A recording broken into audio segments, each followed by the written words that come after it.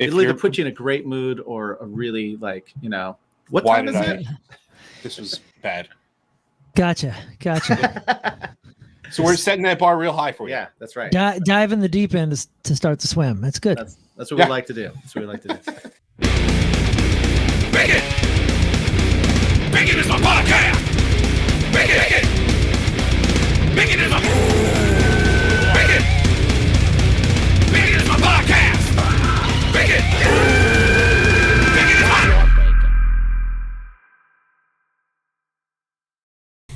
Hey. Hi. Welcome, everybody. Yeah. It's Bacon is my podcast time. Woohoo! We're back! Well, people don't know that we were gone. right. But we know that we were gone. We were gone for What 2 felt weeks. like an eternity. Did feel like an eternity, but roughly 2 weeks, something like that. Yeah. So now it's time to get back in the saddle. Yeah. Hopefully we don't screw this up. Yeah, hopefully we didn't forget how to do everything. Yeah. Forget everything we've learned this past year. Yeah. And hopefully we don't learn that or lose that with our next guest today. A dude that's had like three careers over. Like in front of us. Seriously. Like, story of the year, Goldfinger. Yeah. And he's also a radio host, radio show host, a producer. The Rizzuto Show. Yes, from the Rizzuto Show. Dude, Moon Valjean. Yeah, that's exciting. Yeah. When he hit me back up, so I shot an email to him, and he said, yeah, maybe we'll get together around September. Just didn't happen. And all of a sudden, he hit me back up, and he's like, dude, I totally spaced this out. I'm so sorry. When do you want to do this? I'm like, oh, okay, cool. We thought he big-timed us. Yeah. But he didn't. He just absent-minded us. Yeah. And that happens. Which happens. That happens. I do it all the time. I do. Yeah. But before we get into that, we do have to tell you all about our sponsors. So I'm going to run down the list real quick. Yes. We want you to make sure and check out Get a pen. Wild Bills at drinkwildbills.com. We've got grillyourassoff.com, and we've got poddex.com. You can go to any of those, and you can get 10% off your order by doing the promo code BACON. Bacon. We have a brand new sponsor that we're very excited about. It is, of course, Manscaped. Yes. Manscaped.com. If you go to manscaped.com, you use the promo code BACONPOD. A little different. A little bit different, but it gives you 20% off. Yeah, for those Well extra worth it. letters, you get more percent. Yeah, exactly. And free it's a couple shipping. extra. Yeah. So yeah, make sure you support our sponsors. It supports us, and Yeah. Keep those Awesome. marbles shiny. yeah.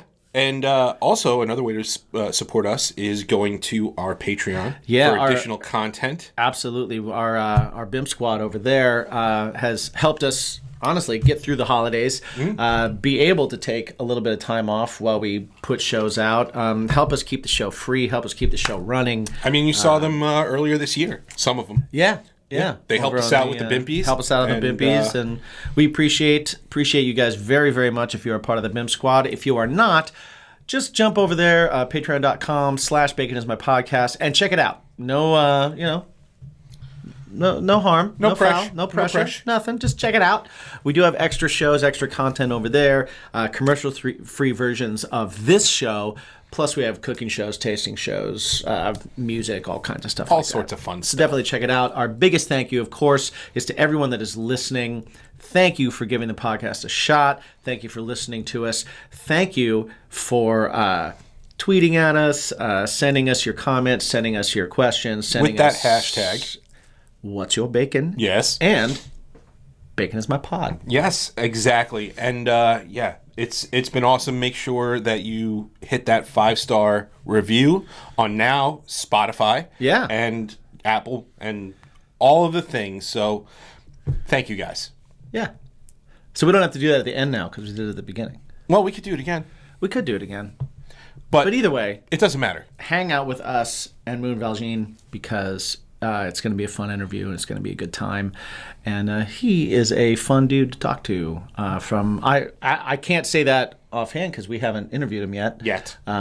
But from the interviews that I've checked out. He seems like a fun dude. Yeah. So I'm excited to jump in. You can find out if I'm right or if I'm wrong. Yeah, this could suck. This could suck. So you'll find out when we find out, and that interview is going to start when? I get where this is going now. Now. Okay. Okay. Now. Now. Son of a bitch. So we got a new sponsor. Yeah, sweet balls, bro. Thanks, buddy. I'm pretty sure you can guess by that conversation that our new sponsor is Manscaped. Yes, Manscaped, a company that I'm very familiar with. Me too. A few years now. I've been using their products, and I tell you what, my marbles have never been shinier. I actually got their lawnmower 3.0. Yes, which it has skin safe technology, and they've just upgraded to the 4.0. And let me tell you, I love the 3.0, but the 4.0 is just so much better. It's got a light on it. Do I really need a light? Yes, you do. Visual aids. Yeah, Visual aids you are absolutely important do. sometimes. For sure. Sometimes in those crevices, that upper leg, inner crease. Yes, agreed. It's a tough spot. So the Perfect Package 4.0 contains the Lawnmower 4.0. Yes. But one of the things that I am a big fan of is the Crop Reviver. As yes. they call it. It is they call it the Ball Spray Toner. Yes. So it's those marbles. What else is in the Perfect package as well is the ball deodorant. Yes, it's the Crop Preserver. It's an anti-chafing. So when you walk a lot, I don't know about you, but sometimes I get the chafing. I should probably lose weight, but instead I use this. I'm just a fan. I've always been a fan. I was super excited when you told me that we got the email from them saying that we could now offer a discount to our listeners. Yes. I thought that was super cool. So and men and women can use it too. Absolutely. It's not just a man thing. So if you want, you can get 20% off. Yeah, your order now. A big deal. That's a big deal. Pretty awesome. Use the promo code BaconPod. You get 20% off at manscaped.com. So go ahead to manscaped.com. Save yourself 20%. Yeah. Use the promo code BaconPod. And make your marbles clean. 20% and shiny. Check it out, manscaped.com. Highly recommended and used by your boys here at Bacon Is My Podcast. Like I said, keep those marbles shiny. Whoop, whoop. Mm-hmm. How you guys doing? My name is Raleigh V. If you haven't gotten a chance to check out Problems, it's streaming everywhere, and you're consuming Bacon Is My Podcast. Do I start surly? Yeah, you can. Is that surly? Hey. Is that your surly? Hey. No, that doesn't feel comfortable. Hey, everybody. Welcome to Bacon Is My Podcast. You're finding yourself. It's good. I'm finding myself. I appreciate it. It's good stuff. It's only been a year and a half. Right. Yeah. Oh, well. Today, we have a dude who wears many hats. I have followed his career for quite some time. I'm sure you have too. I have as well. Yeah, he's taken them on and off. For all the audio people, ladies and gentlemen, singer of Greek Fire, guitar player, sometimes bassist of Goldfinger, a co-host and producer of the Rizzuto Show, Mr. Moon Valjean. Valjean. Yeah, he said it. Valjean. He said it, and I fucked it up. Yeah, you did. Yeah. That's okay. That's part of your deal. It's all good. If you're in Les Mis, it's Valjean. If you're in everywhere else in America, it's whatever you want it to be. How you guys doing? Doing all right, man. How you doing today? Today's a good day. Sundays are like super work days for my wife and I. And I was just in the middle of a little studio session. That's where I'm coming to you from. And yeah, it's good so far. Good. Nice. Things Awesome. are good. How are you guys Very today? much appreciate doing good, man. We get to hang out and talk with you. I appreciate you spending that time with us. We know Sunday is a work day. It is for us as well. So thank you for spending some of your time with us. We do appreciate Absolutely. that. Thank you for having me. Yeah. So you brought up Les Mis, and I do know that you have a history with with Les Mis and one of your favorite musicals and stuff like that. What sucks is here, Broadway is shut down. Yeah, Broadway is shut down. Right now. But is that your absolute favorite musical? And have you seen it in the city? And No, I've never seen it live, and actually, it's not my favorite musical. My favorite, honestly, I was a huge Phantom fan as a kid. Still a giant Phantom fan. Oh, that's right, Phantom. Nice. I've seen Phantom many times, but I have yet to see Les Mis on the stage. I enjoy it, but honestly, I took the moniker just because I really I very much appreciate and feel some connections with the whole arc of Jean Valjean's character, and just the if you dig into it, I don't want to get nerdy and talk it into theater talk or anything, but if you really kind of look at the arc of his storyline, he has to reinvent himself like multiple times, and he has to continually pivot and continually adapt or die, sort of thing. And it all starts with a sin, albeit a small sin that's whatever necessary, and being punished pretty drastically for it. And not that having a child out of wedlock at the age of 17 is a sin per se. You can make your own judgments or whatever, but I went through some pretty gnarly stuff in high school, and I was raised like super Baptist and everything, and my high school girlfriend and I got pregnant at 16, and it was a life-changing thing. Still has been, but it kind of sets you back, and you're punished in ways where everybody's doing something, but because mine's now public, we came under some pretty gnarly fire, and it had to deal with some like pretty heavy weight. So I just sort of really connected with that character and some of the arcs in Les Mis. But I'm a Phantom guy, man. Phantom through and through. Yeah, I actually was mistaken. But have you seen Phantom? Yeah, I was lucky enough to see Phantom with Sebastian Bach. Oh, get out! What Phantom? Which was, it was right when I first moved to New York City. I got to see it was like his last run in Phantom of the Opera, and I was like, he did Phantom of the Opera. It was not on Broadway; it was an off. Yeah, a little off Broadway. Oh, okay. I was going to say, I was like, dude, no way. I saw him in Jekyll and Hyde as well. Jekyll and Hyde was on Broadway. Yeah, that was on Broadway. I knew when we were touring. I think it was when we were touring. I want to say, oh man, I don't know what year. 03, 04, 02, 05, something around there. I know he was doing Jesus Christ Superstar or something like that. And I was trying to catch that when we were going through some of the places he was doing it, but never got to see him. And then we ended up playing South Korea. I don't remember what year that was either. And Skid Row was supposed to be on, and they were like, I don't know. We had heard rumors that maybe Sebastian was coming back, which I'm sure was total dog shit. But like, it gave us just enough hope to be like, oh man, maybe we're going to see Skid Row with Sebastian Bach. Man, it'd be so dope. And the guy that was not Sebastian Bach, like, did a great job and everything. But like when he walked out, I was like, oh, bummer. Friends of ours actually just Kaleido, Christina Chris. She was on the show a couple of months ago. They were just direct support for them for Skid Row, right? They did something crazy like 5 months. Yeah. No way. Wait. Yeah. I know that band. I think Greek Fire did some stuff with those guys long ago. They've been around, right? Are they from Detroit or something? For a minute. Yep. From Detroit. Okay. Yeah, I remember that band. Yeah. They got, I think it was like 5 months with Sebastian Bach. They were on the road, and no stoppage. Yeah, which was crazy in the COVID era. I gotta say, Skid Row is one of those bands that I will unapologetically be excited to see with Sebastian Bach. Like a lot of people sling shit at like 80s bands and hair bands and hair metal and all that kind of stuff. But they were different. First band ever to have a number 1 charting metal record. Really? Ever on Billboard. Yeah. Slave to the Grind was the very first record to debut, first metal record to ever debut at number 1 on Billboard. No way. We used to warm up a lot. Just, warming up and stretching and things in the bus to a bunch of different stuff. And that was on the playlist for sure. Every single show for, I don't know, 15 years, 13 years. It was some cool songs on that record, man. Yeah. Some really cool songs on that record.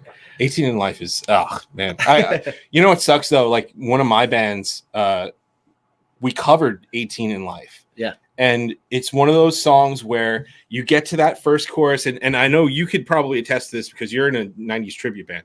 So you hit that first chorus, everybody's like, yeah. Second verse starts, they're like, all right, let's go get a drink. Oh, dude.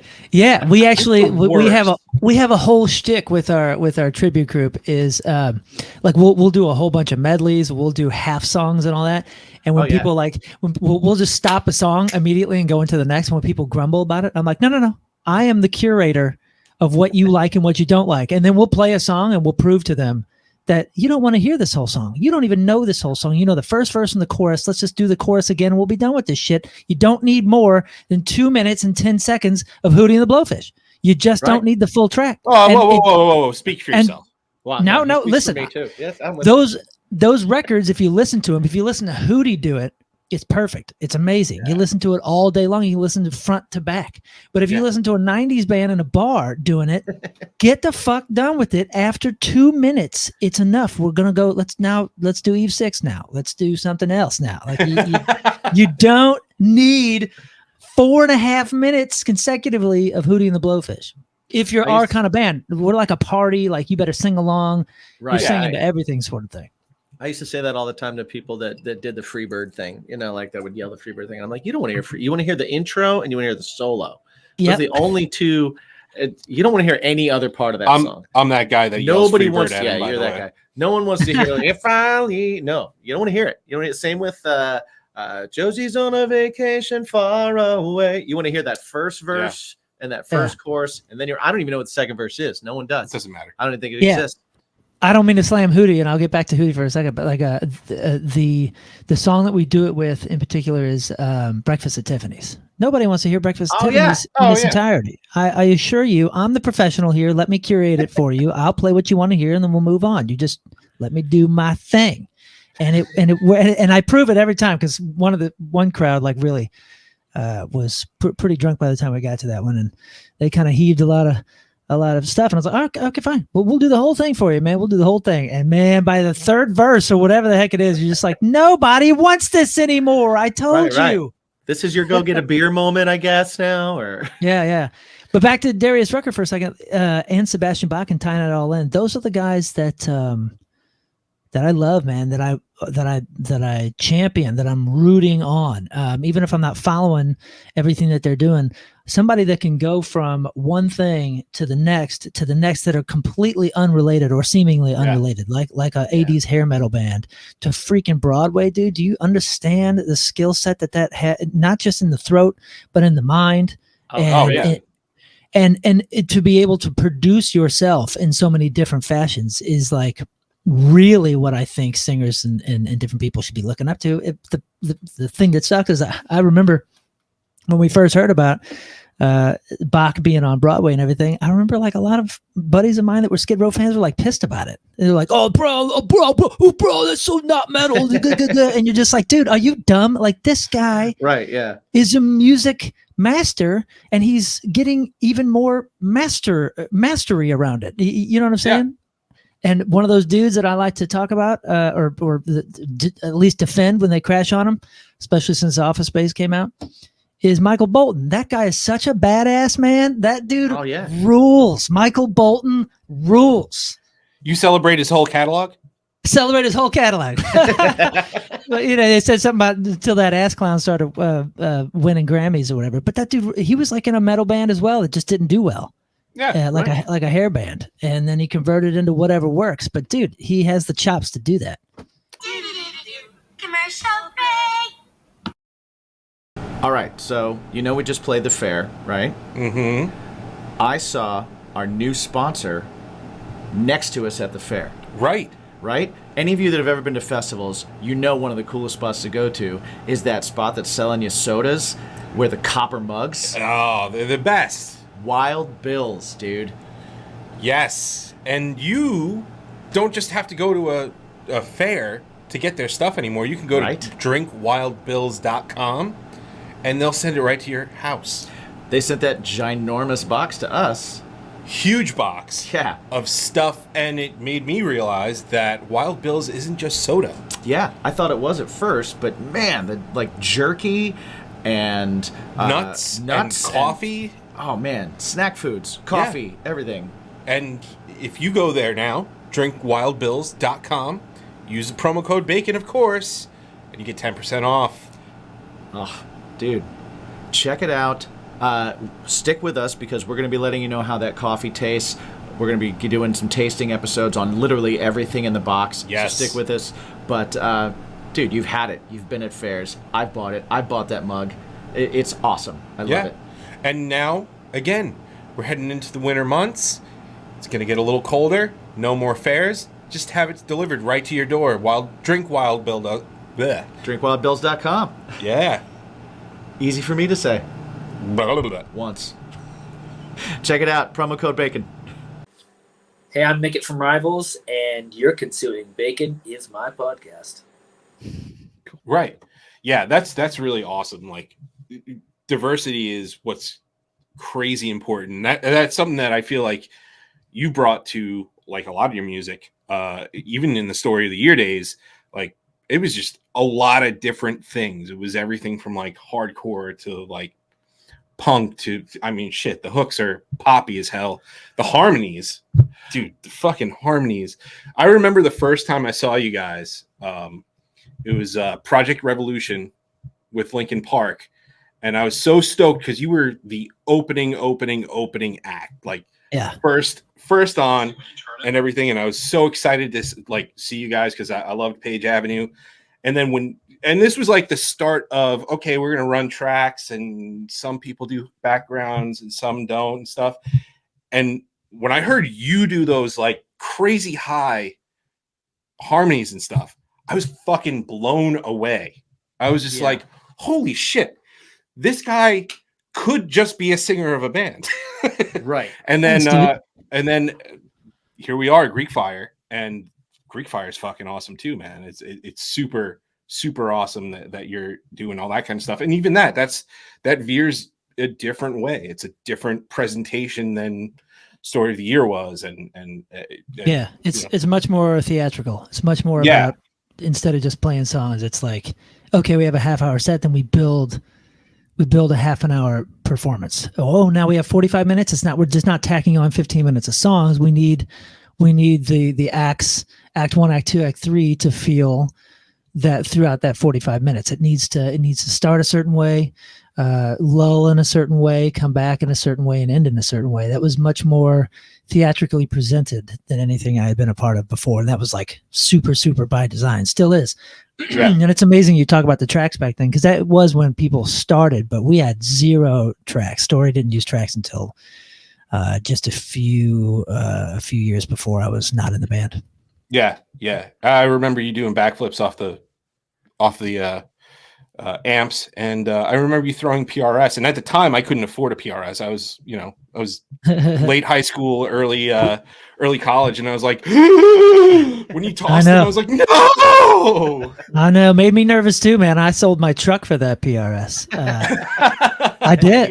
You go where the spirit takes you. Takes you. I still have my first one, and we were fortunate enough. I mean, that was like, I worked at a music shop before the band and all that, and that was like my dream guitar. Sold my truck to get my first PRS and played it and brought that to the band. They were playing SGs when I joined, and I was like, man, come on, dude! Like we've got to go full on. And I was able to get a hold of them and start a relationship that was unbelievable. And they treated us better than we deserved, just being this new band out of nowhere with a couple demo songs on our first record when we first talked to them. Well, they like SGs, so I guess they like broken headstocks. Is that oh, right? Brother, don't get me started. I love SGs in the studio, but like I would never want to do what we were doing back then with an SG. The one time that I had to, I snapped the headstock off of my PRS because I had jumped off a bass cab while spinning the guitar around me, and it went around twice, or almost twice, to 1 3/4, and came right down on the headstock. I kind of misjudged and smashed my PRS, which was my first one. And the only backup that we had was this pile of crap, like lowest of low SGs. And dude, it was so out of tune and whatever that I just unclipped it and it fell and snapped in half. Like the whole thing snapped in half. And I was like, oh my gosh, like I'd never even played a song on this thing and it's already in 2 pieces. I was like, what? I mean, like I said, lowest of low tier of SGs. We've used some beautiful ones in the studio. Don't get me wrong. Oh yeah. I will say And I at love least if you're going to snap a headstock, you did it on stage in front of people.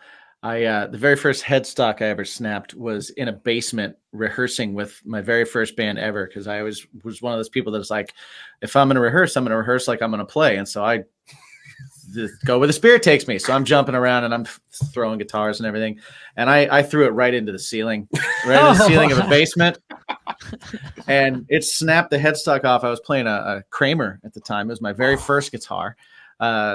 Little Kramer American series. I still have it.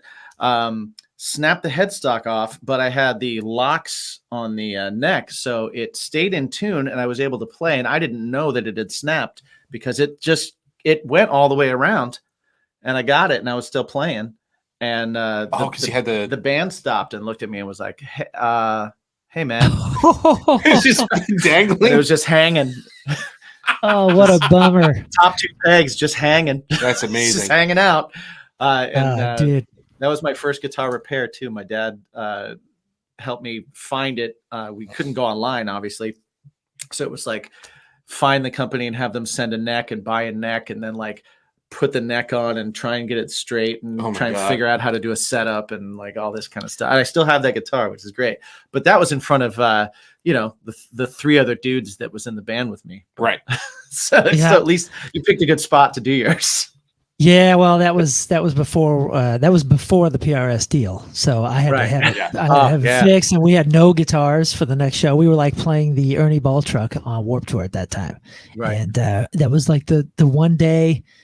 I want to say it was in Pennsylvania or something. They didn't have like room for the truck, so the Ernie Ball stage became like half of the main stage. You know how they split that up sometimes on Warped, and they would do that. So we were like kind of on the main stage, which is like a bigger crowd, and that's when it happens. And it's cool to break it and all that. But if you don't have any guitars to replace it, I'm just standing there going, "Well, I guess I'm done. I guess my job is over today." So I just walked away. And I was just like, well, "I'll see you later, guys." Like, it was like now you're one of the weather girls, man. You just start snapping and singing your backups. Actually, it was a nightmare at the time. So in terms of like nightmares, like Warped Tour nightmares, I think the worst that I've ever seen, and that does suck, but you had the other guitar player there, and the band is still able to play. I actually saw you guys on this Warped Tour too. I don't remember what year it was, but a band that I know, we actually went out to Jersey to go see Warped Tour, and a band that I know, and they will remain nameless right now, couldn't play their set. Oh, I know. Because their laptop overheated. So their 30-minute set became a 12-minute set. Yeah. That sucks. Like you don't have you're on Warped Tour. It's hot as fuck. It doesn't matter where you are. It's in a parking lot. Right. Yeah. It's hot as fuck. You don't have a backup? Like you don't have a backup plan? Nothing at all? Don't go away. We'll be back right after these messages. What's going on, guys? Thank you so much for joining us. We really do appreciate it.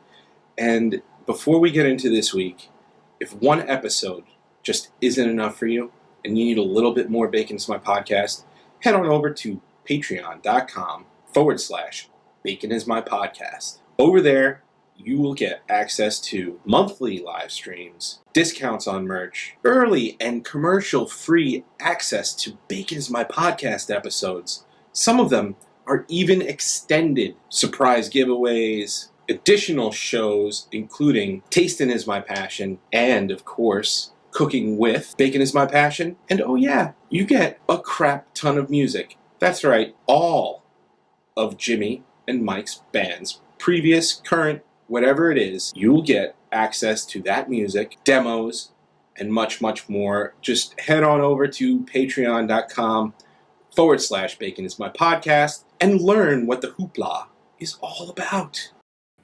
Hi, I'm AJ from Werewolves, and you've been consuming Bacon is My Podcast. Well, that goes to that argument of when we were talking about tracks before, of whether tracks become your show or you can play your show without tracks. Yeah. Dude, when the tech was pretty rudimentary, we saw that go down with a pretty big pretty, I mean, enormous band's side project. And the side project was like half kind of industrial, and a lot of times they were dependent on the tracks, and it went down halfway through the first song, and the show turned into 4 songs, man. Whatever they could break down acoustic, and it was such a bummer, dude. It was a huge event, and we had opened up for it, and these are like excellent musicians, and I mean they were like really well put together. It was like a super group type of thing, and the Pro Tools rig goes down because, like I said, it was pretty rudimentary at the time. Right. And it went down, and it was like, and now you could probably explain it, and the majority of the crowd would even know what you're saying, because the majority of the crowd knows what's happening and doesn't give a shit that half the vocals and guitars are on tracks now, which is absurd. But back then, you couldn't even begin to explain to the crowd what the fuck was going on. They're just like, why are they standing there looking, puzzled at one another and getting angry? So it was like, oh no, and we're on the side of the stage knowing what's happening, going, oh, what a nightmare. But yeah, different world these days. Yeah. So one of the things that I have heard about you is that you, when you're on tour, you like to find the best of the places that you're in. So you're in New York, you find awesome things that, coffee shop or pub or whatever it may be. And I also know that you're into like the seedy, divey, nastiest ass bars to play venues. What venue, like anywhere, what was your favorite that you felt like you needed a tetanus shot after going in, but then it's got this charm to it that you just loved being a part of? Well, being from St. Louis, I have to say the original Creepy Crawl, which has not been in existence since like 2005 or 6. It ended up being another one. So the majority of people in St. Louis now, if you say Creepy Crawl, they think of the second one. But the very first one is where we filmed the Until the Day I Die video. The stage wasn't that big. We actually built that stage a little bit bigger for the video. But if you watch that video, it looks sweaty and nasty because it was. When we filmed it, it was in August, and dude, it was 100 degrees inside, no air conditioning.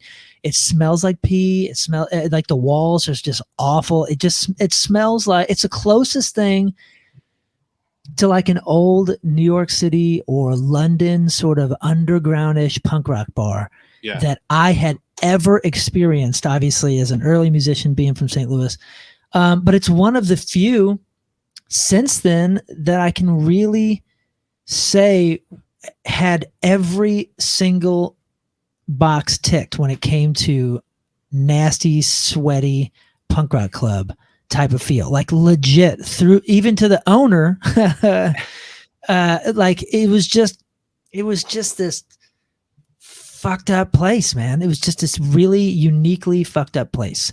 I'll say another one that comes to mind would be the 100 Club in London, which I didn't ever play until just a few years ago with Goldfinger. And I didn't meet my wife until 2016, like the very beginning, or 2015 and the very beginning of 2016. So she didn't experience like all the early touring and all the early bars and different places that I toured before things were bigger. And she comes with Goldfinger every once in a while. She was over in London with us, and she went down to this club, and it's like a famous club. It's kind of, sub street. It's underneath London, and it smells like piss, and it just, it's got that old shit London sort of club vibe. Right. But when you're walking around, you see all the photos and things from like the 60s and 70s and all the rock gods that have gone through there and played there. It's one of those things that, like, oh, you haven't played the 100 Club, you haven't done it. But when you're playing the 100 Club, you're like, this place fucking sucks. It looks like people have been procreating on the couch, since the 60s. Right.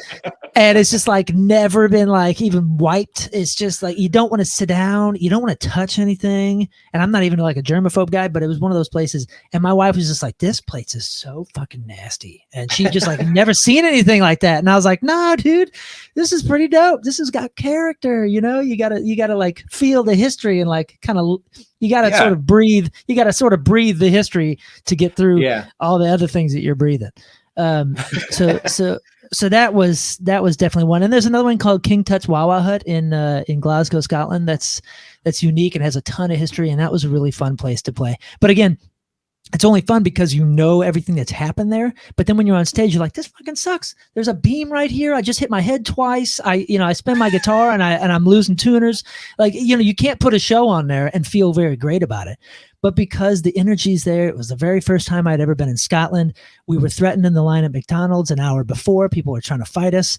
That's amazing. It just has this like really, truly, uniquely amazing memory attached to it. And when you're talking about me, like, finding places in towns that I'm in during tour, I just have like this really intense desire for adventure and like unscripted adventure. And touring is absolutely Groundhog Day. It's a nightmare to people that aren't okay with not having routine, but having routine. So you're basically working 24 hours a day because you're away from your family and your home and everything familiar. And you're stuck in a little tube with however many gentlemen, and sometimes there's up to 12 to 16. We were touring on a bus with 16 people at once. And you have to do something to kind of break that up. And my favorite thing to do is just to wake up early in the morning. This is way before cell phones or maps or any of that kind of stuff, or smartphones. And I would just go. I just pick a direction. Now, at first, you get lost a lot, and sometimes that can be troublesome getting back for sound check and all that. But like eventually, I honed like this really, really good skill of knowing where I was or how many lefts I took and how far did I go straight, and then when I went right, and all those kind of things. But nothing was more pleasurable to me than traveling in these foreign cities all over the world and just wandering, getting lost on purpose, figuring out how to get myself back, not caring what time it was, not caring where I was headed or having a goal in mind. And I found some of the most spectacular places on earth, man, from these like bars that were built into caves in Austria to all the things I experienced in Germany, just wandering around Berlin and Hamburg and Munich. I mean, it was just like unscripted adventures, and all of my best memories are from just wandering and finding the city center. And I have different tricks depending on what country or continent I'm in as to how to do it. But typically I would just like get my way to the city center and just go. And dude, I saw my very first football game because I walked off the bus and there was people walking in a direction. I didn't even know what city or state I was in. I was walking in a direction. I was like, I'm just going to go with these people. And some guy goes, tickets for sale. And I was like, yo, how much? And he said 40 for the pair. And I was like, okay. And I bought tickets. I didn't even know what it was. And I was like, I'm going to go to this, whatever this is. I'm going. These people are going. This, we'll figure it out. And I went back and I got my buddy who was like substitute drumming for us. And I was like, and he's like, tattooed forehead to toenail and like, just like super living the punk rock life. And I was like, yo, you want to go to this? I was like, oh, it's a college football game. I've never been to one of those. It sounds cool. So me and him went and saw Arizona State and UCLA or some shit. And like, we're like on the 50-yard line looking like, what the hell are we doing? But it was such a great experience because I had no idea what it was. Right. You just go. That's awesome. And that's my life, man. That's my soul.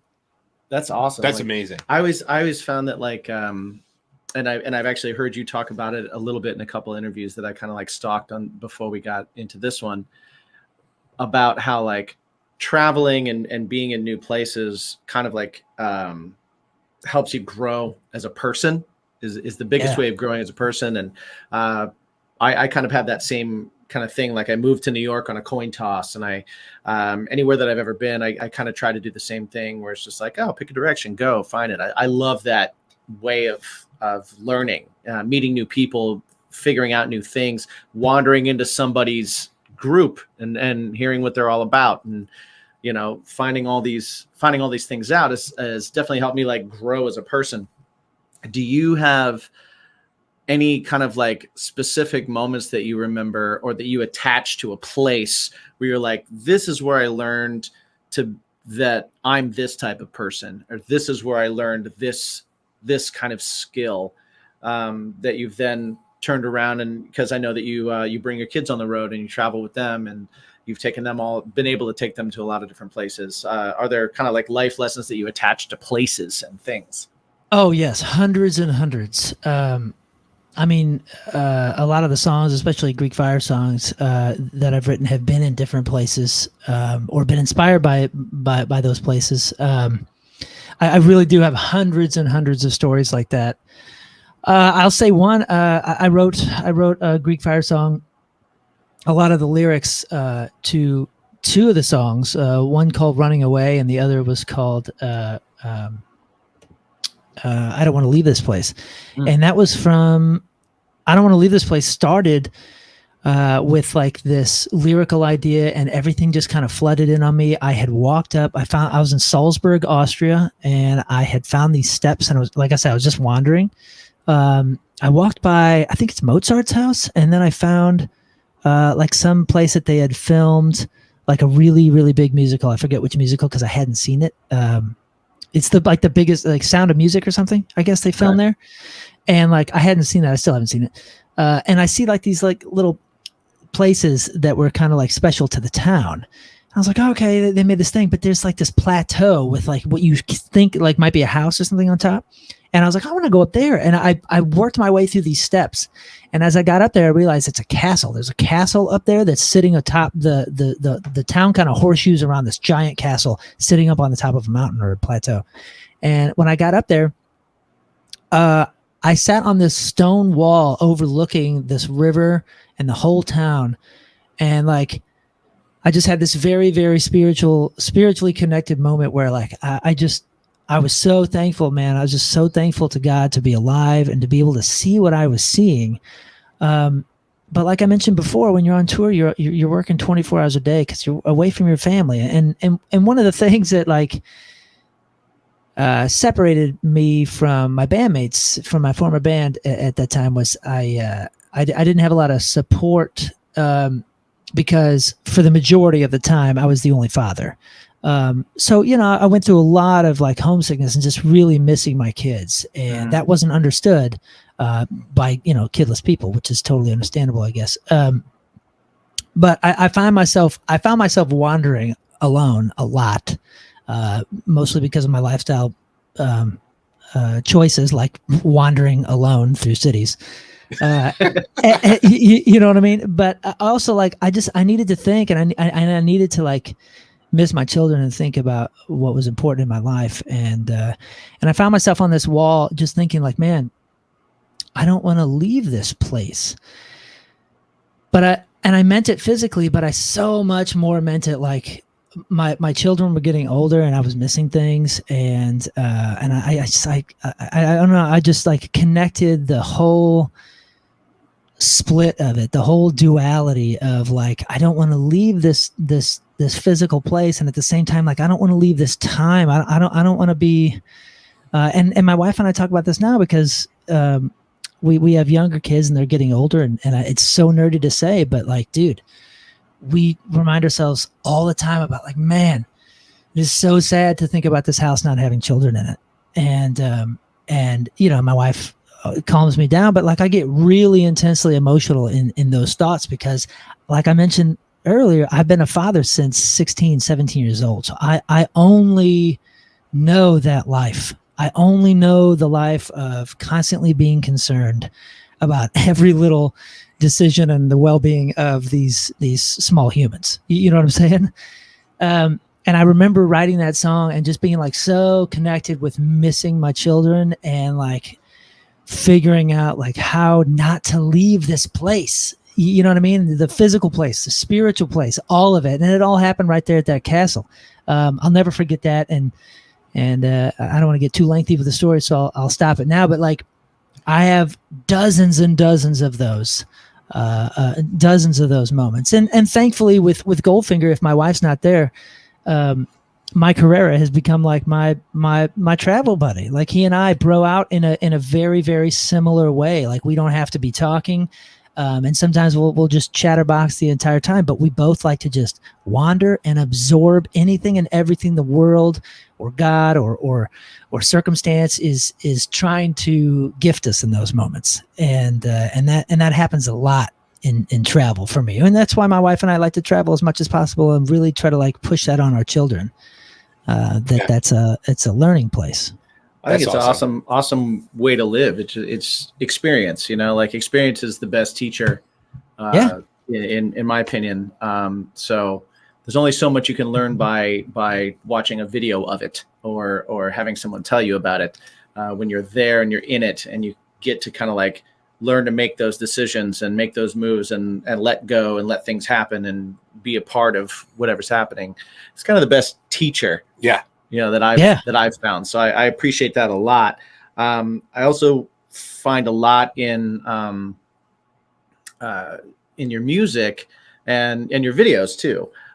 There's a lot of a connection, a generational connection. A lot of it has to do with kind of that you do a lot of connecting between where you are and who you are with where you've been and who's around. If that makes sense, probably not. You're talking about how you're growing up and you're realizing that you don't want to leave this place and you don't want to leave this time, and you connect those two things.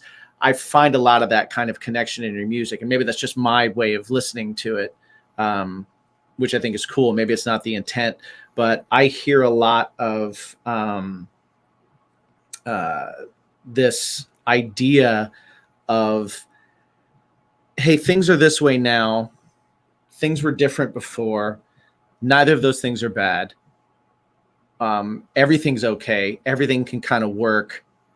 And there's very little judgment from you on things. It's just more of an observation, it seems, which is cool. It seems like you're very open to kind of like everything. Oh, that's awesome that you got that from that. Yeah, I very much appreciate that interpretation because I think it's really nice. It's really nice to like give your all to something when I'm writing, especially lyrically speaking. I try to make every line, and I mean like every single line, mean two different things. If at least two different things, if not three or four different layers. On top of what that can mean.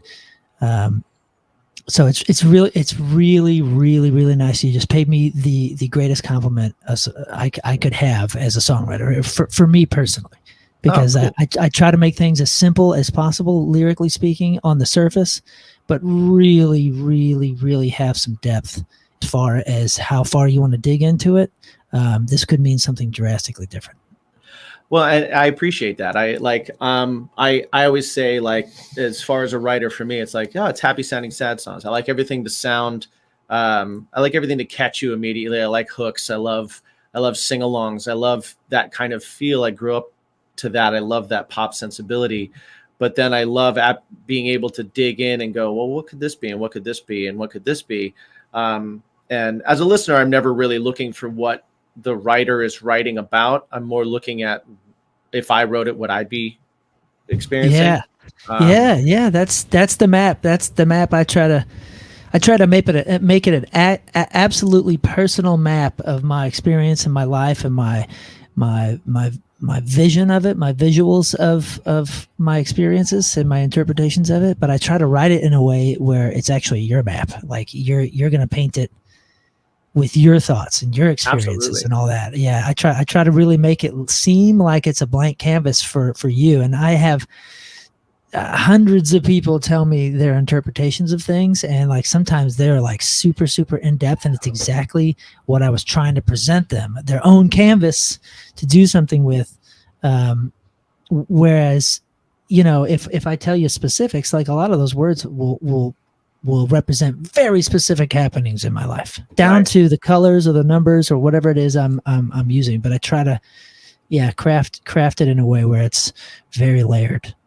Have you ever had somebody give you their interpretation of something that you've written that hit you in such a way that it becomes something that you think of often when you sing it? Like it affects Oh, yeah. your version of it now. Oh yes, very much so. There's a song called "If This Is the End" that we wrote. Great song. I wrote that. Yeah. Thanks. Yeah. My drummer, my best friend in high school and everything was battling cancer and like not on the winning end of it at first. And the music was tossed to me. It was a very simple arrangement, and I wanted to write lyrics for him. This was just for him, and the only reason we were doing it is because I was trying to like give him some sort of lyrical sense of what he was going through. So I was trying to really, really represent him and my life and everything that fight represented, and watching him go through that fight. And so it was very specific to that moment and to how I feel we were dealing with it as individuals and as a pair of best buddies. And countless people have come up that have battled cancer or have been involved in battling cancer with a loved one, and told me exactly what certain lyrics have shouted to them or allowed them to shout out to the world, or with their anger or their surrender to it, or whatever it may be. And every single time I take the stage, and the few times we've played that, it's a different face that I'm singing for. It's a different place. I was trying to represent John when I wrote it, but very few times have we played it and I'm representing John in my mind, because John isn't he's cancer free now, and it's the people awesome. it's the people that have like in the battle or have maybe lost the battle that like are absolutely top of mind, like in front of my face when I've sang that song. And there's other songs too that have meant something very, very emotionally powerful to me one year, and then somebody will tell me something that isn't that big a deal, and then 4 or 5 years later we're playing that song and it's just not as top of heart or top of emotion for me, and all of a sudden I feel that person's story has sort of taken the song. There's a specific instance with Dreaming and Deja Vu, which is probably my favorite Greek Fire song ever, and that has taken on a few different faces for me because of people telling me their interpretations of it. I find that amazing with just how music can do that. Like that's one of the things that has always kind of drawn me to it, and I love that. I can remember down to the very first time that I ever felt like something I wrote meant something to someone other than me, and those moments are always just so present and so like heavy to me. Yeah. I always like finding out from other singers like what is that like, when you feel it. So that's awesome. That's awesome. Yeah, you're right, dude. It's heavy. It's heavy. It's magic. This one guy that told me his interpretation or how this particular song resonates with his personal life. When he's in the crowd, I almost feel like this weight, like I have to deliver this like I've never delivered it before, because right. Oh yeah. I'm singing. This is this man's sanctuary in this moment. I'm leading the choir. I am the choir for his hymn, his psalm. You know what I'm saying? So absolutely. Yeah. It's There's such a different feeling to feel like you're somebody else's voice for a moment. Yeah. But that's what we're supposed to be doing. Right. Yeah. And that's the idea.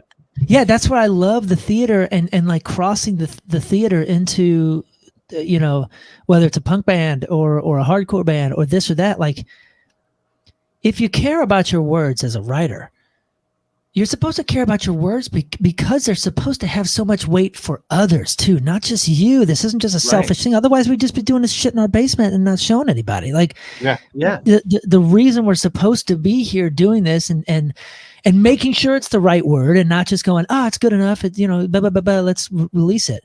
Like if you're somebody that obsesses like I do when it comes to music and craft, especially with lyrics and vocals and things, like I want to I want to absolutely destroy it and do it perfectly, because I want it I'm doing it for other people. You're supposed to be doing it for other people. You know, like initially when I first started music and everything, I'm sure it was because I had such a difficulty connecting. I could not connect with anybody. Like, I mean, it just felt like nobody understood me and blah, blah, blah, blah, blah. And I'm sure most of that was my fault or whatever. But for whatever reason, as a child, I just had a very difficult understanding of social cues, and I didn't get it. I didn't get it. I always swam my own way for a reason. But I think I took to the stage like most singers would say, or most people take to the stage because they're trying to figure out a way to communicate with others. And initially your early songs are like trying to like talk about you and, or like, here's my feelings and here's why you're wrong and you suck and blah, blah, blah. but you know what I mean? Like, but as you evolve in a stage communicator, you realize the responsibility isn't just to talk about you. It's supposed to be you're supposed to be representing other people. And once you start doing that, you really start to find that if you're just vulnerable and allow yourself to talk about yourself in a really emotionally vulnerable way, people start to understand you naturally because they feel the same way. So now the craft comes into how you're going to deliver that. So you're representing all of you as a group in this art form. Absolutely. You know, it's that point when you decide, for me, it was that point when you decide to write, discovering or having that moment where you're like, oh, I used to listen to songs to feel like I wasn't alone. And I'm writing songs because I don't want to feel alone. Don't want to be alone and have this feeling and have this. But then having that mindset switch to go, oh, wait, there are people listening to my songs and I'm letting them know that they're not alone. Yeah. And it's like it's act 3 of being of living music. Which is awesome to it's awesome to hear, and it's awesome to like see and be a part of. And then I love talking to somebody else that kind of like has felt that and has gotten in there too, because it's just a cool, you know, like it's a connection. Music connects all of us anyway, and it's just proven more and more and more all the time. But to be able to talk to someone and go, yeah, it's you know, of course when we start writing, it's about us, but eventually, the minute you start putting it out there, you start realizing that it's not about you. It's about you as far as when you're putting it down on paper, but it becomes about connecting and reaching and being a part of something, or trying to be a part of something after that, you know, and that makes it bigger and more important than you or what you're doing with it, you know. Before we get away from that too, like I think it's important to say, or it's important to note, especially for anybody that's you know, any young folks that are getting ready to start this, or let's say you want to get into music and you're starting it. I think it's important to say, well, I'll say it this way. When people ask me for a direct interpretation of a song, I mean, 0.1% of the time I'd say yes. The majority of the time, like, I would never do that. And I think it was Freddie Mercury or somebody said something about, if I explain what the song means, it takes it away from whatever your interpretation was. It ends it. Yeah, and that's really, really important to me. Like I said, because of the way that I go about the craft of making sure that it's a canvas, you know, using my paintbrushes, I want the listener to own it. I think that's my philosophy, and I'm sure there's 100 correct philosophies, but my philosophy is, if you're going to put music out, make it as honest and vulnerable as possible. But once you shared it with a listener, just because they're not singing it or writing it, it doesn't mean that it's not theirs. And if they're connecting with it, it's theirs. And the last thing I would want to do was have something widely publicized about the exact meaning of a song, and somebody had something different from that, and then they read my interpretation, and it takes the song away from them and puts it back to me. Like, absolutely. if I'm going to give you this art form, unless the interpretation comes with the art booklet, which doesn't exist anymore, well, then that's not a part of it. That's not a part of what this person connected with. My exact interpretation is not what connected this person to it. So I will not give that out there and have the chance of their interpretation of their connection with the song being taken away. That was a word. It was a very verbose way to put that, but I hope it made sense. No, it makes total sense. Absolutely. And like It's that idea that if you think that someone wrote that song about you, you're right. yeah. It's so funny too because like even now, you know, I'm not pursuing music you know, the way I used to and all, but you know, my last band that I was in, we wrote a song. It was two singers. We talk about this all the time, and it's basically doing what we were talking about, like the whole stripping down, bearing your soul, that whole thing. But you got to do it with somebody else, right? Right. And you know, when you're doing it part time, you got 3 or 4, 5 other people around you and stuff like that. And we wrote a song that ended up being pretty popular for us. And he and I wrote 2 different things, like 2 completely different fucking songs, right? And it became this song that like we had to close with. We had to play it. We had to play it every time. I'm like, dude, it means nothing. Like it literally means nothing. But people But it means something to somebody. somebody. They took it and they were like, it means something to me. And that's definitely my one regret in my musical career kind of thing, where I'm like, all right, maybe I shouldn't have dogged it. I embrace that a little more. Dogged my own song so badly, because it's like, Dude, all of us did that in our youth. Yeah, we all absolutely. did that shit. no, but No, I'm it's still, just- I was old then. I'm older now, but I'm like, I was old then. So That's okay, man. You got to forgive yourself, dude. We've all done that. Yeah. We all get precious. We all get really precious with our stuff, and that's horse shit. You know, like it's just music. I mean, it ultimately, like, I know that somewhat seems like it contradicts everything that we're saying and all the weight that we're giving all this, but like in the end, it's just music, and that's okay. And this too shall pass, and we will all be as irrelevant as we think we will at some point, and that's okay, dude. That's like We're all just that's making the shit up. right. that's the beauty of life and time. Yeah. You know what I mean? Like we're just doing our best to do something in these fleeting moments. That's all. We'll be right back. All right, Jim Z, you think grilling season is over? Almost, right? Or- No. No. Grilling season is never over because of Okay. a new sponsor of ours, Ooh, what is it? grillyourassoff.com. I love the name already. Yeah. It's a veteran-owned company that sells spices, barbecue sauces, cool swag, even cookbooks. Oh, you know what? You sent me a link to that. I checked it out. That was awesome. They had some cool recipes right on their site. That was pretty awesome. Yes, sir. Yes, sir. And that's for free.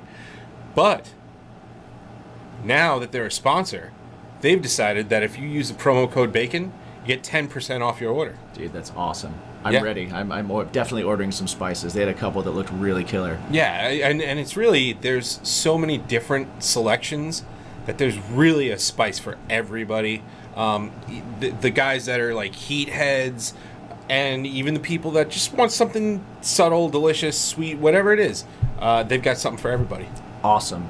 Did we order any? Did we have any coming? We've got some coming, Nice. and we're going to do some tasting episodes over on the Patreon awesome. So with stick a little bit around. of grill your ass off stuff. Stick around, everyone, because once we get those in, we're going to taste them, we're going to go through them, and then we're going to let you know what we think, and maybe give you some choices that we would kind of go for. So once again, head over to grillyourassoff.com, use that promo code BACON, and get 10% off. Sweet. Hey, it's DJ from Revel 9, and when I'm not busy doing the Hard Rock Lunchbox or the Top 20 or absolutely anything else, I'm listening to Bacon is my podcast. Yeah. Well, in this fleeting moment, what I would like to do is I would like to pay our sponsor. So we're gonna do that very quickly. That's Here we my go. sponsor. Oh, what's your sponsor? What's your sponsor? It's just this Moondrop CBD seltzer that I've been jamming on a whole bunch, which is well, which is You know, lovely. we'll It's got my bring it up. name on it. I want to. We'll bring it up. Okay, so we've got our sponsor. Yeah. So before we get into our sponsor, what's your sponsor? Yeah. Tell us a little bit about it. Well, I, Moon, am here courtesy of Moondrop's CBD seltzer. right here. It's beautiful. It's amazing. Moondropscbd.com. It's just this really badass CBD seltzer that helps me chill. And after like a whole 4 or 5 hours in the studio, I need something to kind of take the edge off. Yes. You know what I'm saying? What's our flavor profile happening there? Oh, this is peachy.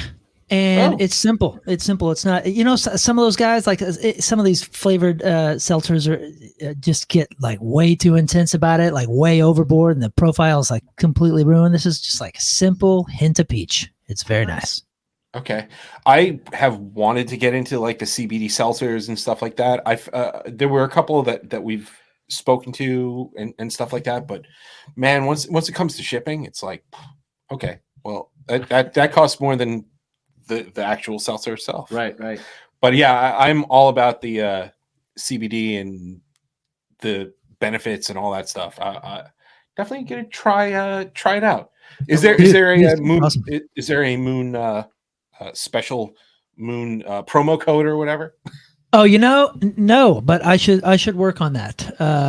Hopefully I'll have something like that in the near future. Maybe by the time the podcast is released. There's like a whole tincture for the drops, and there's a pet tincture as well. But I'll get some sort of promo code up there for the seltzer on the website. Nice. But We'll great idea. We'll put a link to it in the description. Yeah. Shoot us a link and we'll put it down here.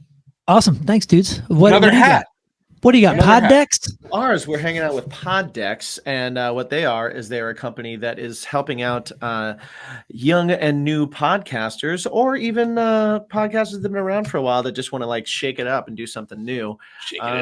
They're here to give you some interview questions, some topics, some ideas, icebreakers, questions, ways to talk to people, stuff like that, because people sometimes have a hard time coming up with something to say. They don't have verbal diarrhea like we do. That is a thing. That is an official thing. So Mike is going to let you know what decks we have, and we're going to let you choose one. We'll pick a random question for it, and that'll be your question. Perfect. Okay, so there is the interview deck one. There's the episode deck, and I've been told so throughout the whole first year and a half of this, I've always said don't pick that, but I guess we could, and then we could just talk about what that episode would be. There's the interview deck second edition. There's what the heck, there's would you rather, there's what the fuck, and then also, and we have to say it this way, there's a way, the how dare you, it has to be said that way. It's just the way it goes. Like Mr. Big Head from Rocko's Modern Life. Exactly. So any one of those, whatever sticks out in your mind, go ahead and pick one, sir. I love what really stood out to me was what the heck and the how dare you. So I'm going to put it back in your court, pass the ball back, and you choose between those two. All okay, right. Jimsy. I am going to point to this. Where am I closest to? I'm moving. Oh, you're moving? Yeah. All right, we're going to do... Pick an arm, left or right. Wait. Go ahead, left For or those right. of you just listening, he's putting the decks behind his back. I'm choosing the left arm. That's what I'm picking. How dare he's showing off his pecs. He's showing off the pecs. Those are boobs. He's more of a Cavzilla. I like that. All right, what was it? How dare you? We got the hair down. How dare you? So the how dare you? Mike is going to shuffle these because I am not a card shuffler. We've gone through this many times. I can't shuffle. I'm not very good at it. So Mike's going to do it. And while he does that, I will tell everybody that is listening to check out poddex.com. You can go there and you can check out not only the decks, but they have some cool swag as well. They have some cool podcaster t-shirts. They come out with new decks all the time. Like you said, we have 6 or 7 right here that we've been kind of choosing from. Whatever you decide to do, use the promo code BACON. Because everything is better with bacon. Indeed. And you get 10% off your entire order over at Poddex. So check it out, definitely. You guys getting paid by the meat industry? Because you guys bought that. You bought that marketing, that bacon marketing, man. They put it on heavy like 6 years ago. I'm pretty sure that's the only reason why people will initially listen, because they're like, they're like, oh, bacon. Oh, right. Yeah, okay. Oh, cool. Yeah, I like I mean, they're sorely disappointed after, but everything else is, because it's not a food it's the podcast, lore. but it is, bacon does make things better, and this podcast is about what makes your life better. What in your life is your bacon? Well, now I have a question. Yeah. And before we move on, I have to say this because I'll forget it. I mean, you're bacon purists, I'm assuming. Like, what about turkey bacon or fake bacon? I don't mind turkey bacon. We're okay with it. I don't mind fake bacon. I I have Awesome. turkey bacon in the fridge right outside. We're friends, guys. prefer I prefer real bacon. Yeah. I do not like beef bacon. Yeah, We don't tried that. fall for beef bacon. Don't fall for No it. good. Not good. I don't think I've ever tried that. Don't Yes, no need. don't. Okay. It's fine. But turkey bacon's delicious. I've had some good turkey bacon, and I've also had some good soy bacon, and I've had some good I can't remember what it was made of. Something else. Yeah. Yeah, I've had some bad plant-based bacon and some really good plant-based bacon. Yeah, But if you weren't a part of the whole the whole catalog, I was going to say, how dare you? Indeed. Oh, no. And we would have deserved it, my friend. Our minds are open. Our minds are open. Yes, we're accepting. We're accepting of all forms. So of I'm going bacon to life. fan these out. All right. So All right. I'm going to take my fingy and I'm going to go from my left to my right, your right to your left, and you just tell me when to stop, and that'll be your question. Give me that one. That one right there. All right. Moon, what is the most embarrassing thing that your parents have ever caught you doing? Ooh. Well, that day that I had to tell him my girlfriend was pregnant, that was a big day. They kind of caught me. That was probably a moment. I will say I never got George Costanza. I never got caught, All right. with holding it or anything. Right. But it was close. There was a time. I've never told this to anybody. There was a time in middle school, which, by the way, I was a late bloomer. I didn't hold it myself, if you know what I'm saying, and Right, do right. that full thing until high school. No solo this is- shows till high school. No solo shows till high school. But like there was because I just didn't know. I just didn't know what it was. Right. And but in middle school, I remember, and I even had like a couple posters of like Cindy Crawford and Nikki Taylor and stuff like that, right? But there was like a magazine or something that my friend had and brought over, and I begged him to leave it. And it wasn't even like a full nudie magazine. We're talking like bikinis or something. All right. And I remember thinking, oh, I got to move that. And my parents left for some reason. And when I was moving it, I moved it from where he had put it in the closet. And I don't know where I was planning on moving it, but I remember all of a sudden I hear like footsteps, and my dad was like a big dude. And I hear these footsteps coming down the hall. And I'm like, oh my gosh, this is going to look bad if I'm holding this. And I was supposed to be home alone. So I panicked and went to throw it under my mattress. And as I'm throwing it under my mattress, like this isn't even anything that I necessarily need to hide. Right. But as I'm doing it, my dad opens the door, like boom, like suddenly, like he caught me doing something. And I like ripped my hand out from the mattress. I'm like, what do you need? And, like guilty as sin as far as my face and my look and everything is. And he was like, he just started laughing. It was like, oh, what were you doing? So even though I didn't get caught doing anything, to this day, my dad thinks he caught me masturbating in like seventh grade. Right. That's Definitely. great. 100%. All I thought was like, well, now I can't even have a conversation. I can't even say like, Dad, I wasn't doing that, or whatever it is you think I do, because I didn't even know what he thought I was doing until years later. Yeah. I think the worst thing that my parents ever caught me doing, the first time I was drunk, Okay. and my parents were like really cool about things. They were like, hey, listen, just be honest. Don't be driving. Don't be going out, whatever. Just like, if you're going to drink a little bit, at least do it here. And then we'll make sure that everybody's monitored and stuff like that. That's very cool parents. Which is very cool. I did not have those parents. At the same time, they were like, just don't lie to us. And right. We like the high school friends, we called it Valentine's Day Massacre, because it was literally, I'm sorry, St. Patrick's Massacre. Okay. And because literally it was the worst thing ever. Everybody got really, really drunk, really, really sick. One girl passed out. Two guys had to bring her down the stairs because she was just like so That's rough. just Yeah. to her father, like, and just like Oh. poured her into her father's Oh, hands. And no. stuff. Oh. Yeah, it was really Oh, bad. No. So this was like the advent of cell phones. It was like the first cell phone out there when a family would share a cell phone, and they're like, we'll call you when we're ready, right? So a friend of mine, he was like, okay, your parents called, they're gonna get you ready. And I was one of the zombies. Right. And I'm like, I'm good. I'm totally good. So all of a sudden I sober up, and they're like bringing this girl down. Like two guys are bringing this girl down the stairs to her father. Uh-huh. And I'm like, act cool. And I'm walking down the stairs right next to them. And I'm like, did you snap? No, That's great. No, well, I think I maybe did. Because I don't think I actually did, though. So my dad's like, hey, so what's going on here? And I was like, oh, nothing, just hanging out, watching TV. Let's go home. And I was acting cool.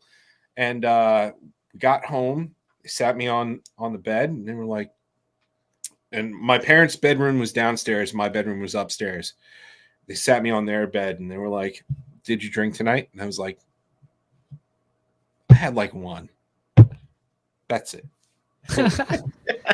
Eyes rolling back in his head. And they were like, just don't lie to us. That's all we ask. Don't lie to us. I was like, it was just one. I'm totally cool. It's like, okay, cool. Told me to go up to bed. And we had between my bedroom and the downstairs, there was a gate because we had dogs and we didn't want them going upstairs. So I put my 1 foot over, and then I remember a tap on the shoulder, and my head was up against the wall that the gate was attached to, and my mom goes, "You were there for about 40 minutes." Whoa, no. Wow. And I was like, I'm good. And then I went upstairs, and I was totally it was embarrassing. I was totally grounded. Yeah. But it was totally embarrassing to sleep against the wall with straddled over a fence between yeah. All right. Yeah, that's probably the worst thing. That's a good one. To me. That sucks. I just Yeah. remember always thinking that I was totally going to slide by and be able to convince them that I hadn't been drinking back when I did that. And I thought my best way to do it, and I have a feeling that this is very common. If any kids are listening to this, you're going to get caught. Yeah. You over-explain. I over-talk. I over-explain. I'm like, let me just go through every single minute of the night so you know how exactly with it I've been all night. I know here's when I walked in and here's what happened then. And they're just like, you just need to shut up. You're wasted. Go lay down. You'll be grounded. We'll take care of you in the morning. Yeah, don't worry. Your life's over. Your social life is immediately going to end. Yeah. But yeah, it was that over-explaining was the thing that I did all the time. That was my problem. Yeah. Other than ruining my parents' reputation throughout all of the church world, I really didn't do too much. It was a good day for my brother. I'll tell you that. He was like, Right. holy shit, I can't do anything worse than that. Life is going to be so good. I'm not kidding, dude. And he told me years later too, and he and I are pretty close now. Like he told me years later, he's like, dude, I remember hearing that all go down. And he's like, for a week, I thought, well, this is going to be easy for me throughout high school, man. And he was right. He did everything. As long as he didn't get anybody pregnant, the Right. kid was going to be the golden child. And he sure was, man. That's all. That's crazy. That's And, you great. know, it's funny too, because like that's one of the things that I totally like respect about you too. I mean, I'm a father too, and just being able to achieve the musical things. So like a lot of times people go, oh, well, no, you're a parent. That's it. You're fucked. Like you're a parent. That's it. And life is over. Right. Start working at the bank. Start working. Yeah. Start. And not to say that I don't hate my job, because I fucking do, but I still get to do like all sorts of awesome stuff. And, you know, I'm still pursuing this as, you know, a thing. And like, So I feel like your journey as like a, hey, yeah, if you still want something and you love something, and you don't have to be a shitty father to still achieve those things. Right. Like, And life's not over. Life isn't over. So yeah, that's really cool, man. That's I hats off to you for that. Thanks. It was no easy feat, and there was a lot of sacrifice. I mean, being a parent is choosing choosing sacrifices. You know what I'm saying? And my family definitely had to endure a lot of sacrifice to make that career happen. And there were certain lines that I had drawn within my plans and within the trajectory. Like, if this isn't reached by this point, I have to pivot. And like I said, it's continually changing and continually adapting or dying. I mean, like I said, I'm in my basement right now, working on a couple different songs with a couple different people. And, you ask 1999 me, and this, I'm sure, probably wouldn't have been on the agenda, the trajectory, but I'm loving my life. I love what I do. I love doing radio. I love doing a Goldfinger X amount of days a year. I love doing Greek Fire X amount of days, and even we do the Teenage Dirtbags, which is nothing I ever thought I would be a part of, and it's some of the most fun stuff I'll be doing. You know what I'm saying? So, oh, hi, babe. That's my wife. Hello. I just had to make sure I wasn't, getting attacked, not by her, but by somebody else.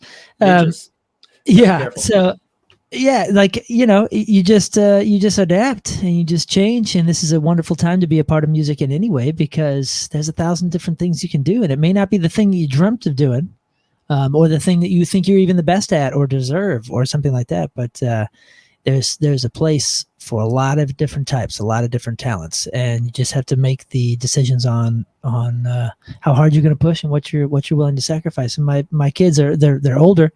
My two daughters, who endured the majority of that really, really harsh touring climate and what you had to do to make a story for your band, for yourself, to get the radio success, to get the tours, to get the giant Linkin Park Meteor tours.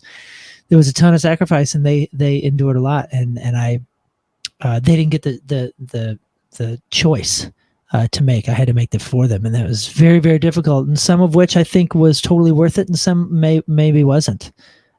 With ultimately what it costs my relationship with my kids, or what it cost in the moment with the children. And we have a great relationship, and it's awesome, and I love them more than anybody. But like, the fact is, they know that they had to endure a lot of sacrifice with their father to make that career happen. Like a lot of careers. I'm not saying it's only for music and woe is me, because baseball players and hockey goalies and even salespeople or real estate agents that have to show houses on Saturdays and Sundays. You know what I'm saying? Like, I'm trying to make this a universal thing.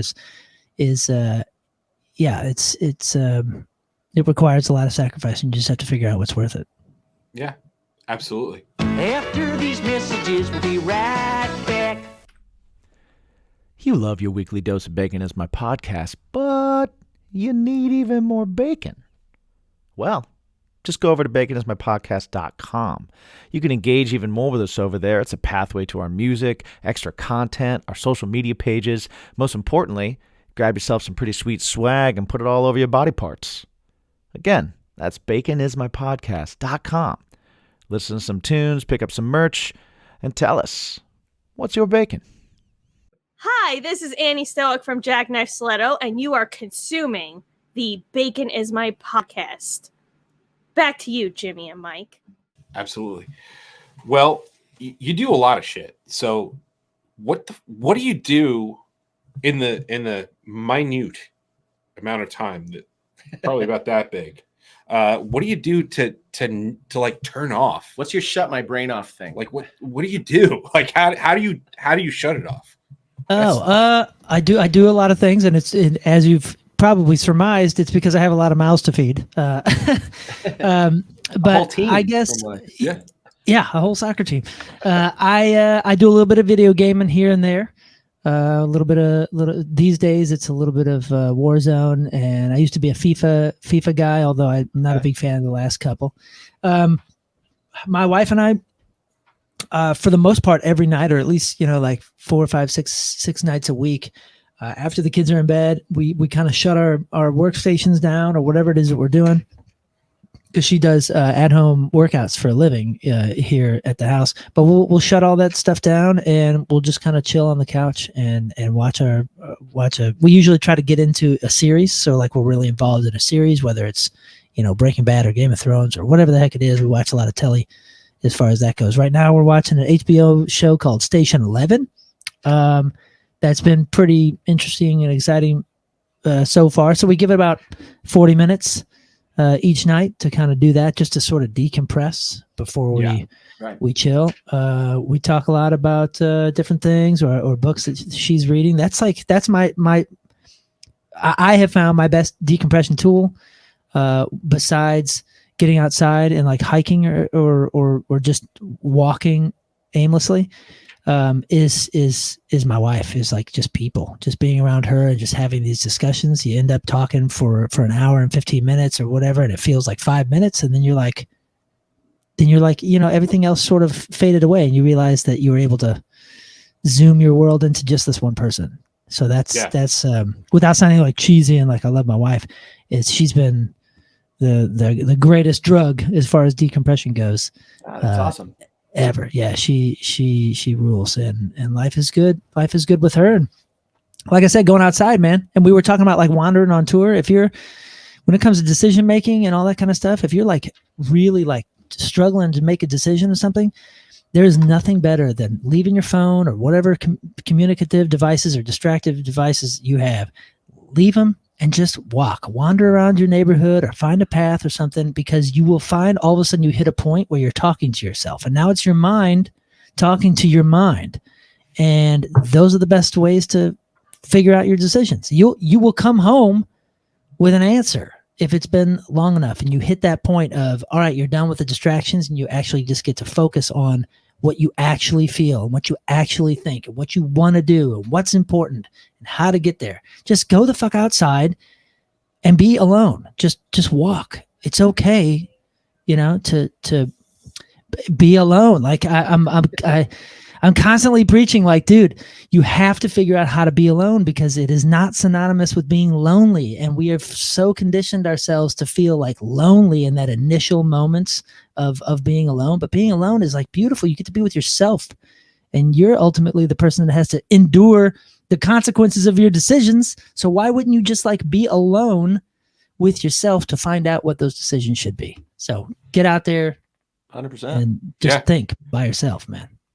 Yeah, I love those moments. I'm a proponent too. I absolutely love it. I love being alone too. I really do. Yeah, me too, man. And it's rough, but it's rough. Like, I mean, think of all the people that we knew that like when 2020 like it hit, had a really, really, really difficult time. Oh, yeah. And absolutely. And it's because like we're creatures of habit, and you got to practice being alone. You got to practice.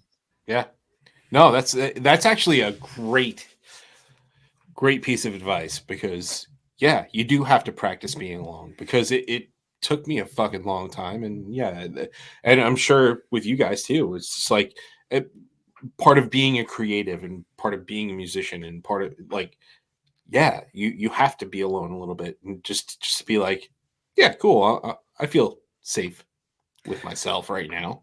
Yeah. And especially like, your mind goes off to weird places and shit. I feel like you got to unplug from the world, because so much of our life is spent reacting instead of enacting. Yeah. And so we're constantly answering to something or to someone, or reacting to somebody's this or that, or making a decision based off of something somebody else is doing, or job wise, life wise, friend wise, all that kind of stuff. So to unplug from all of that and just be like, oh, I don't have to react right now. I can just, what am I doing? It's just maybe it's nothing.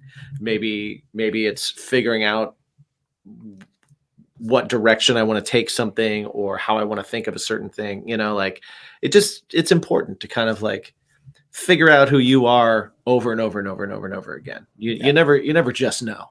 You know, it's like Yep. it always, But you it gotta always kind of practice. adjusts. Yeah, absolutely. Well, I kind of feel like we could talk all night, We could like all day, all but you're a night. busy person. You're a Extremely busy man. person. I mean, we didn't even talk about Silverchair.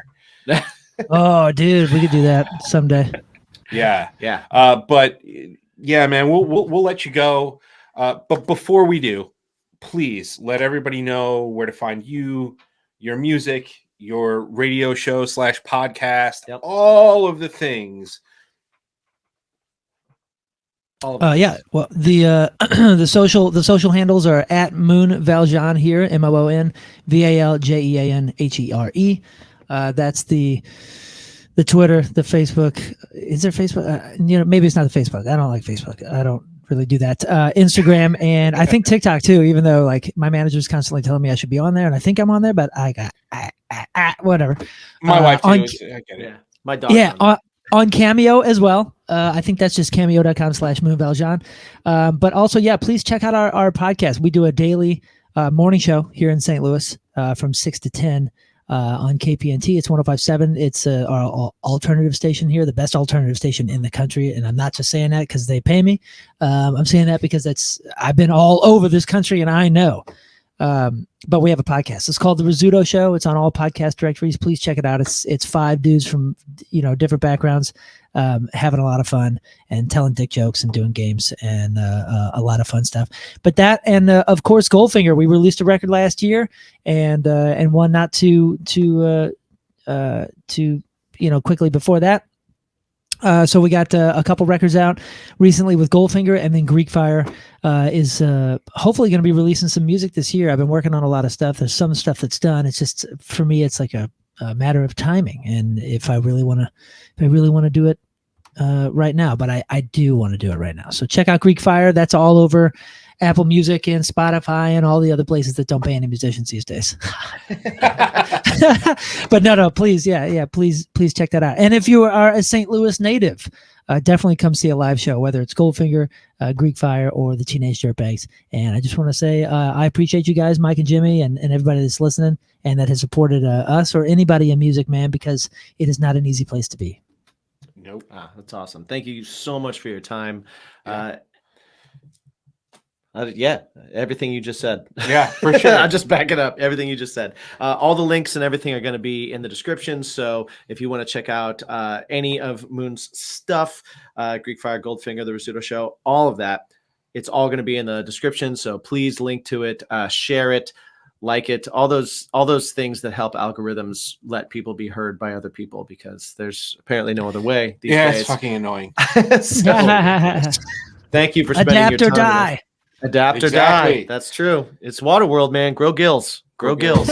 That's right. Thank you guys for having me. Thank you so much for hanging out. And remember, everybody, just to ask yourself one question every single day, the most important question every single day. I don't know if you remember it, Moon. Do you remember the question? The important question? Is it what is your bacon? What is your bacon? Indeed. Thank you so Indeed. much, man. Thanks for hanging out. Yeah, see you, brothers. So, what'd you think? What'd you think? I thought he was great. I thought he was great too. What a cool conversation. That was great. What a good dude. This is the first time that you guys got to hear an intro before we actually spoke to the person. Yes, yeah. Peek behind the curtain. But yeah, so this happened in order. This happened actually in order, and I think that might be how we do things. Yeah, that's pretty I cool. don't know, it depends. I dig Depends it. on what happens between now and our next guest. And but, the next guest, hey, yeah. We'll see. But yeah, man, Moon's a Cool what a cool dude. Like super creative, super interesting. Just a cool like way of looking at life, and I appreciate that. Yeah. I love when we get to meet people that have that kind of like, I don't know, that like mental connection that I get from people sometimes, where it's just like, oh man, I look at life similar to the way you look at life. Yeah. That's awesome. Let's talk about it. Yeah. So. Yeah. It was really, really cool to talk to him. We hope you enjoyed it. I'm sure you enjoyed it. Yeah. If you didn't enjoy it, well, then you probably don't enjoy us at all. Yeah. And thank you for listening once, and let someone that you think might enjoy it hear. Yeah, let them that we know exist. that. Yeah. Thanks for giving us a chance. Hey, I didn't like it, but you enjoy things I don't like. But yeah, so if you thought the show was great, awesome. Let us know in the comments. Stay in the conversation with hashtag What's Your Bacon and hashtag Bacon Is My Pod. If you hated us, stay in the conversation with hashtag What's Your Bacon and hashtag Bacon Is My Pod. Tell us all about it. And, maybe if we feel like trolling that day, we'll get back with you. It'll be great. It'll be great. On all the socials, even the Facebooks. Yeah. At Bacon Is My Pod. Indeed. Where's your stuff? Oh, me personally? Yeah, where's your personal? Me personally, I am at Me My Own Self Mike on all the socials. Facebook, Twitter, Instagram. I don't have a TikTok. I don't have a Snapchat or a Discord or I don't have a lot of things, but the three, the original three. We have a Discord. We're on there. So yeah, we have a Discord. Yeah. I don't know what it is. Bacon Is My Podcast. Yeah. And also my band, Something Heavy, at Something Heavy Music. We've always got music coming out. We might have something out right now. Awesome. I don't know. Maybe. Because there's always a chance. We just do it. There's always a chance. You do just do it. We just it's going to put this out there. Yeah. Jimsy, what about you? Well, me, personally, Jimmy G Shoes. You can find me on Twitter and Instagram, both there. You can find me there on Facebook as well. My band, Craving Strange, is at cravingstrange.net. From there, you'll be able to find all of our socials and all of our stuff. If you are listening to this, you can catch the visual version on Strangerhood TV. Yes. Where you can find all kinds of cool stuff that Mike does, that I do, that members of my band do. All kinds of cool stuff on there. Our buddy DJ has the top 20. Yeah. A lot of shows on that. So definitely check out there where you and can the also Talk see... 20. He talks to people. Oh yeah, the Talk 20. He talks to people all the time. You can get a visual of who we're talking to here on Bacon Is My Podcast, and you get to see What's Your Bacon in 7 Questions. Indeed. Which is a good one. It's a good one to check out. So also check that out too. Also, you can check out our single that has been out for a couple weeks now. Yeah. Suffering for No One. Suffering for No One. We've got the lyric video out, also on Strangerhood TV, and we have the audio version on anywhere. Just look for Bacon Is My Passion. Yeah, indeed. All right. So check that out. So all of that, again, thank you to our sponsors, Grill Your Ass Off, Pod Decks, Drink Wild Bills, promo code BACON, 10% off, and then you got your Manscaped Bacon Pod as the promo code, 20% off. And free shipping. And thank you guys so much. Let's do this again next week. Yeah, we should. Same bacon time. Same bacon channel. Yeah. Right. But until then, ask yourself always just one question. The most important question. What's your bacon? What's your bacon? So we got a new sponsor. Yeah, sweet balls, bro. Thanks, buddy. Thanks. Yours are seeming very clean as well. Yeah. From what I hear. From what you hear. Yes. From what I hear. Yeah, I'm pretty sure you can guess by that conversation that our new sponsor is Manscaped. Yes, Manscaped, a company that I'm very familiar with. Me too. A few years now. I've been using their products, and I tell you what, my marbles have never been shinier. Yeah, actually, it's funny because I actually got their lawnmower 3.0. Yes, which it has skin safe technology, and they've just upgraded to the 4.0. And let me tell you, I love the 3.0, but the 4.0 is just so much better. It's got a light on it. Like when you're shaving down there, you're like, do I really need a light? Yes, you do. Visual aids. Yeah, Visual aids you absolutely do. Sometimes, for sure. Sometimes in those crevices, that upper leg, inner crease. Yes, agreed. It's a tough spot. Agreed. It's a tough spot to get. So the Perfect Package 4.0 contains the Lawnmower 4.0. Yes. But one of the things that I am a big fan of is the Crop Reviver. Yes. They call it. It is. They call it the Ball Spray Toner. Yes. So it's those marbles. It's pretty great because it's midday spritz, if you will. You know, you had a rough day, you finish work, but you want to feel your best and all that kind of stuff. pH balanced. It's a nice pH balanced, cooling little mist. I keep it in my bag. Yeah, absolutely. You know? What else is in the Perfect package as well is the ball deodorant. Yes, it's the crop yeah. preserver. It's an anti-chafing. So when you walk a lot, I don't know about you, but sometimes I get the chafing. I should probably lose weight, but instead I use this. Yeah. Wearing black is better than working out. You know? It's one Exactly. of those things. But yeah, definitely. I've done every dude that has been out in the heat in a pair of jeans has been like, life sucks right now. Life sucks. This is awful. This actually does work and does help. Yeah. So those things as well. I'm just a fan. I've always been a fan. I was super excited when you told me that we got the email from them saying that we could now offer a discount to our listeners. Yes. I thought that was super cool. So and men and women can use it too. Absolutely. It's not just a man thing. Right. You can totally share it. The lawnmower does work for the ladies. It does. Yeah.